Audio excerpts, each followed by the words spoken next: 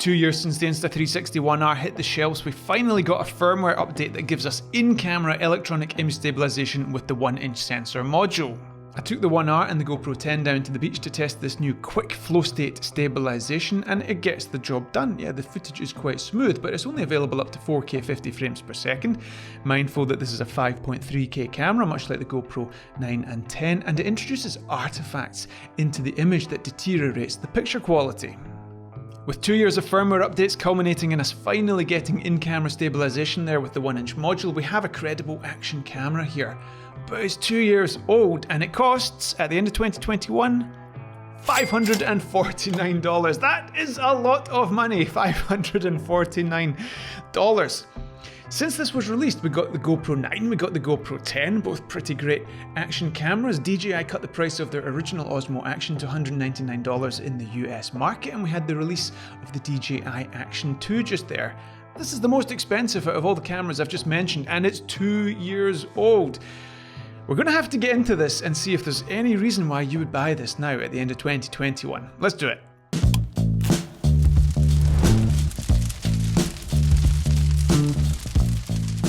Stewart here, pleasure to talk to you as always. I've got a lot of time for Insta360. I love what they did with the Insta360 One X and the One X2. Really enjoy the functionality of those 360 cameras, and the fact that they innovated in the action camera market rather than just come out with another GoPro copy, I think is extremely credible and definitely deserves recognition and merit. However, when this camera arrived on the scene 2 years ago, it just really wasn't ready for market. It was torture working through all the firmware issues, if I'm honest. But now 2 years later, we do have this functioning, capable action camera. Unlike its peers, we have two unique selling points here. First is its modularity, the ability to switch out that 1-inch module, for example, and put in the 360 module. That's really cool. The second point is just the existence of a 1-inch sensor module. It's the only action camera with a 1-inch sensor. Now, there's an assumption, therefore, that it's 100 times better as a result, and we're going to get into that, and spoiler alert, mixed bag. So we'll talk about that in a second, but it's certainly got people's attention, and as I say, the company deserves a ton of credit for introducing this design. Just to make sure we're all on the same page with the Insta360 1R, until a week or two ago, this camera wasn't capable of stabilizing the footage that came off the 1-inch sensor in the body of the camera itself. You had to take those files onto your computer, run them through the Insta360 Studio, and then export them with your chosen stabilization and digital lens settings. Now, I just did a timed test there, exporting a 4-minute clip with a linear field of view and flow state stabilization on took 12 minutes. 4-minute clip took 12 minutes to export on a 2019 MacBook Pro. This is a very expensive, very powerful computer. That's not a workflow that you really associate with a fun, enjoyable action camera experience. And given that stabilization is absolutely vital, and without it, we just have a point and shoot camera, to be honest with you, I don't really want to be doing that with every single clip. So it's a pretty big step that we now get in-camera stabilization with the footage that comes from that 1-inch sensor module. However, as I said in the introduction, we only get that up to a resolution of 4K and up to 50 frames per second, and unfortunately it introduces artifacts into the footage, so there's a deterioration in the picture quality. If we want maximum picture quality, we still need to shoot in Pro mode, take the footage into the Insta360 Studio, export accordingly, and this issue with artifacting doesn't seem to be so present. At the end of the day, given that we only get to 4K 50 frames per second with a somewhat compromised picture quality, we are now at the in-camera stabilization capabilities of a GoPro 7, GoPro 8 maybe? Now, GoPro 8 costs, what, $279? Something like that. It's basically half the price of this camera. Now, the ability to take your footage into Insta360 Studio, render out a high-resolution, well-stabilized clip definitely has a value. So, let's say we put $100 on that for the sake of round numbers. We're now up to, what, $379, $400, something like that, the price of a GoPro 9. Still $150 shy of the recommended retail price of this camera today. So let's talk about this 1-inch sensor camera, because that is, after all, this massive selling point that kind of justifies that premium price. Bigger sensors have the ability to gather more light. That's a good thing in the camera world, and a 1-inch sensor is considerably bigger than the 1/2.3-inch sensor that we see in a GoPro 10, for example.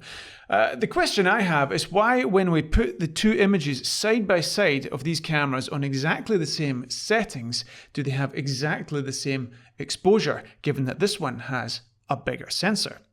Now, it might be partly explained by the fact that this has an f3.2 aperture versus f2.8 on the GoPro, so the iris is closed down a little bit, not as much light is getting through, but I don't know if that fully offsets the fact that this sensor is considerably bigger.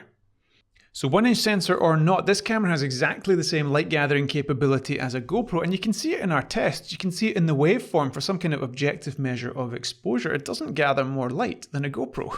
The 1R might not gather more light, but it does perform better at higher ISOs. If we go up to 800 ISO, for example, we see lots of grain in the image. You'd kind of expect that, but it's a significant improvement on this mushy mud watercolory type thing that we get from GoPro.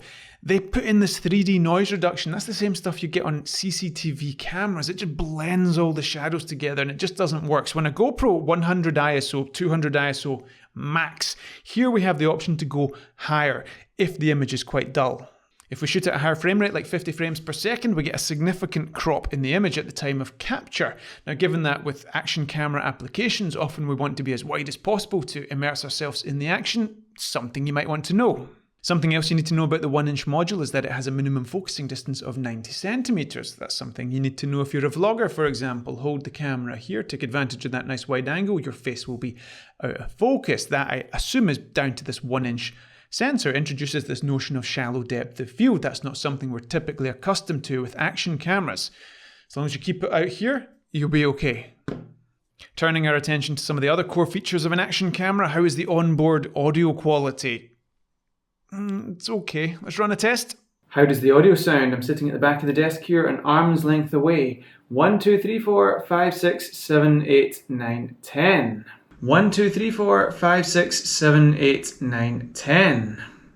As for the touchscreen, well, it gets the job done in terms of controlling the camera, but the image you see on that touchscreen bears no resemblance to what you are actually filming in terms of exposure, contrast, saturation. It's not even close. And nowadays we have this comparison here of the DJI Action 2 OLED touchscreen. It's absolutely gorgeous by comparison. Now, this is a younger camera, so it's an unfair comparison, but this camera is more expensive. Regarding mounting options, we use the cage system with the Insta360 1R, much like an old GoPro system. Well, GoPro did away with that with the Hero 8, where we got these little built-in legs under the camera, and I think they've been a great addition, certainly very, very practical. And if we're talking about mounting, then the Action 2's introduced a magnetic system, which I personally enjoy very much. It is very practical. So again, this system feels a little bit dated on the 1R. I don't know your needs and your wants, and it's not for me to say what you should prioritize when it comes to buying a camera. One unique selling point that we still have here with the 1R is the ability to switch out the camera module, put a 360 module in there, for example. That's really cool. But just to be clear, we always have to refer this back to price. If you want a twin edition 1-inch and 360 camera module, it's going to cost you $680.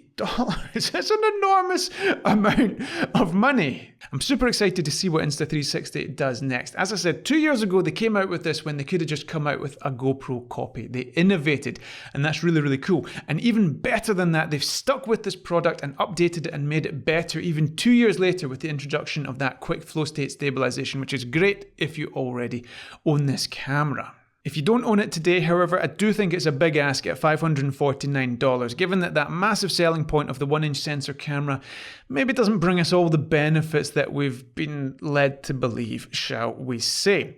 Anyway, I'm just giving you some information, a little bit of opinion, hopefully mostly facts. Do with it as you wish. I would love to hear your thoughts. Please leave your comments below, and we'll see you next time.